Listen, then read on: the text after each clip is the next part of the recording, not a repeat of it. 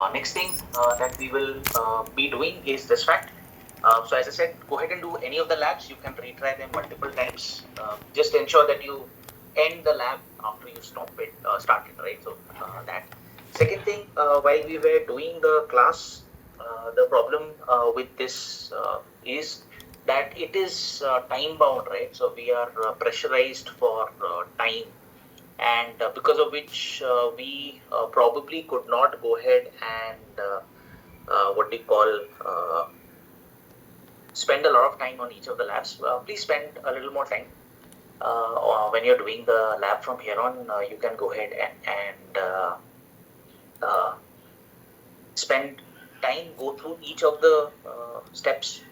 Another thing, please remember the student guide here. As I told you, if you haven't already got it, please get it. This is the slide deck. Again, though in the class I did not cover many of the slides, most of them I skipped. For a training, that's very nice. However, please remember each of these PPTs, right, have a lot of content. And as I told you, these, other than having the slides and the content, they also have additional notes which you can click on and go down and read more, right? I'm not sure why my network is so poor. Yeah, as I said, you can see over here, right at the bottom, there are additional links which are clickable. So if you see it in this view, you will be able to go through most of the latest content. Another problem or challenge with AWS is that the amount of changes and updates that happen, right? So the amount of changes and updates that happen are rapid and a lot. And because of this, what happens is that you need to be updated, right? So the slides might be outdated, if I may say so. Please go through the links to get access to it. So those are the two things from preparation. Next thing, please remember that these content that we went through, right? These content would probably prepare you 80% for the exam. Not 100%. So, how do we go ahead and prepare for the exam? What do we need to do? So, first thing first, every AWS certification exam has a page like this, which you would definitely want to go ahead and keep handy. So I'm going to keep posting a couple of handy links for you.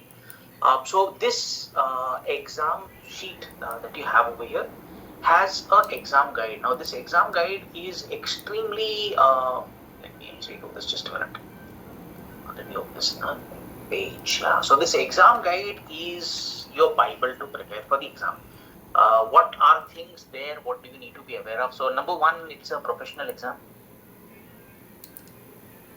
If you have never appeared for an AWS exam, please remember this. You can take this exam from your home, or you can take it from an exam center. I will really recommend that you go to an exam center rather than take it from your home, right? That is what I will put it as. So please go ahead and take this from an exam center. I'll tell you why. Because if you take it from your home, A, you need to lock yourself in a room. B, you can't have anybody come in, go out. They ask you to go ahead and show the complete room under your desk, under the table, etc., etc.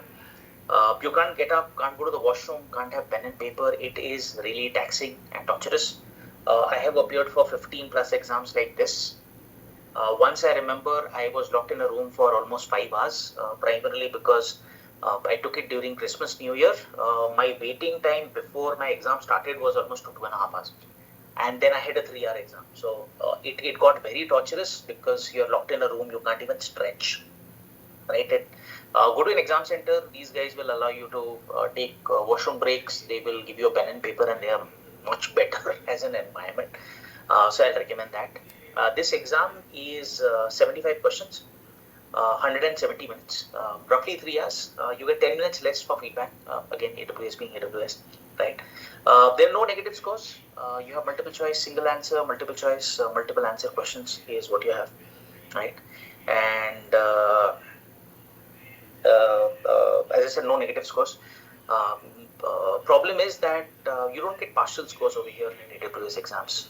What that does mean is very simple.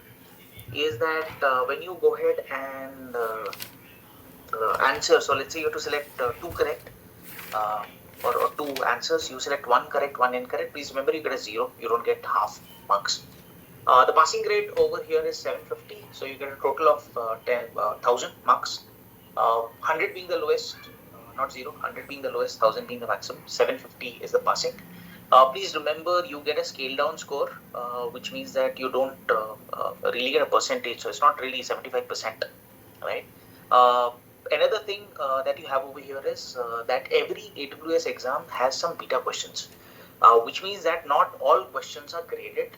In this exam, I believe 10 questions are not graded. Yeah, you can see 10 unscored questions, right? Which means that 65 questions count towards a pass or fail. These 10 questions are beta questions. There is nothing in the exam that will go ahead and point if it's a beta question or not. Please remember that, right? There is nothing that will go ahead and say that it's a positive, it's a question that is going to be counted or not. So you have to still attempt all 75. That is how it is. All of this is here. So please remember this. All this information that I'm giving you is in the exam guide. Now, as you scroll down the exam guide, it basically gives you 6 domains. There are 6 domains, the maximum being the STLC automation part. 17% for configuration, resilience 15, monitoring, logging 15, incident response 14, and security 17. Would you have different sections in the exam? No, it's a flat exam. In fact, all these domains, multiple domains could be in one question. So that is how it is, right? So please remember that. As you scroll down, you will go ahead and see different types of test axioms, as we call it. What are they looking at? You will see this. This is good to go through. Please do certainly go through these. However, when you scroll right to the bottom, right, there is a very interesting piece which they go ahead and say what kind of services are in scope. And you also will go ahead and see a list of services that are usually out of scope.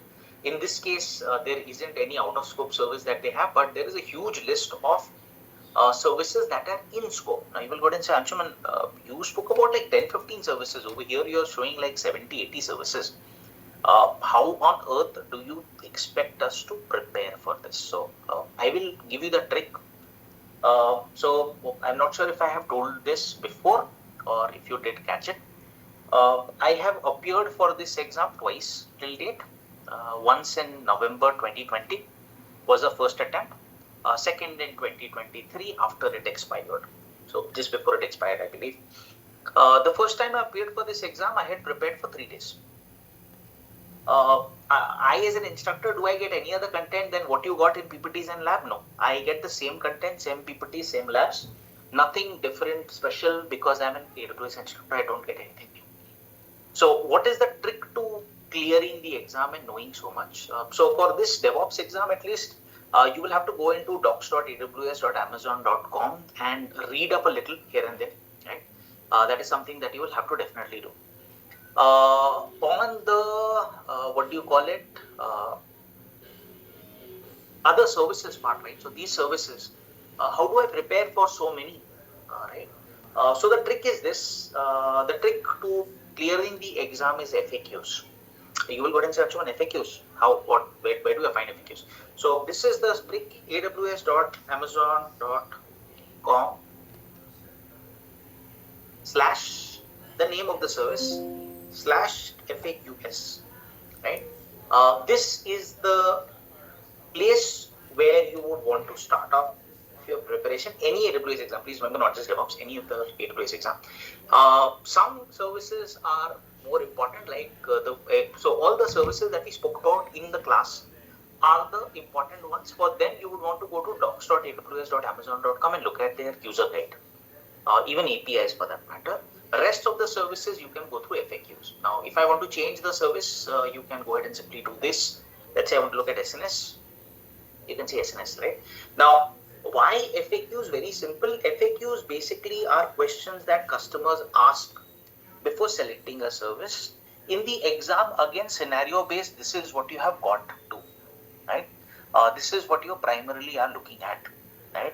So your SNS or rather FAQs is what will give you. Now FAQs tell you about what the service does, what are the limitations, what are the integrations, what are the security issues, what are the pricing stuff. And they also give you alternatives, right? So typically you will go ahead and see that SNS is compared to SQS, SNS is compared to MQ, right? So you can see the comparison over here, which one to use, right? So what I do is this, I go through each of these services, go to FAQs. Now certain services you might go ahead and say, Anshuman, this naming convention that you put in for the URL isn't working. What do I do? Very simple, go to products, right? And in products, let's say I want to look at developer tools and I want to look at this fellow which is called as Code Catalyst, right?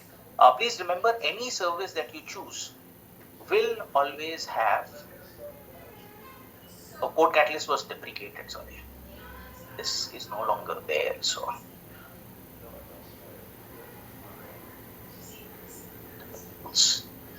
let's say Code Group. So you can see FAQs here. So if you can't really remember the naming convention, please remember you can go through products and FAQs, and this is how it will go down to, right? So that's the story that we work with. I will pause here. Any questions that you guys have?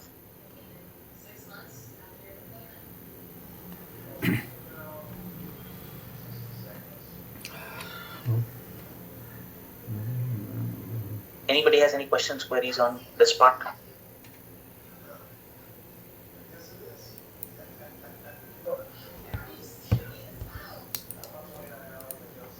No? All right. This technically is it from my side. If you want to do more, you can go to skillbuilder.aws.com or rather skillbuilder.aws, there's no .com. Over there you will find sample questions and stuff that you can tackle. You can also go through any kind of sample questions that you want to. Just remember to take it with a pinch of salt, where I usually put it that most of the answers might be incorrect over there. Reason is that AWS keeps changing so much. That's the reason behind it.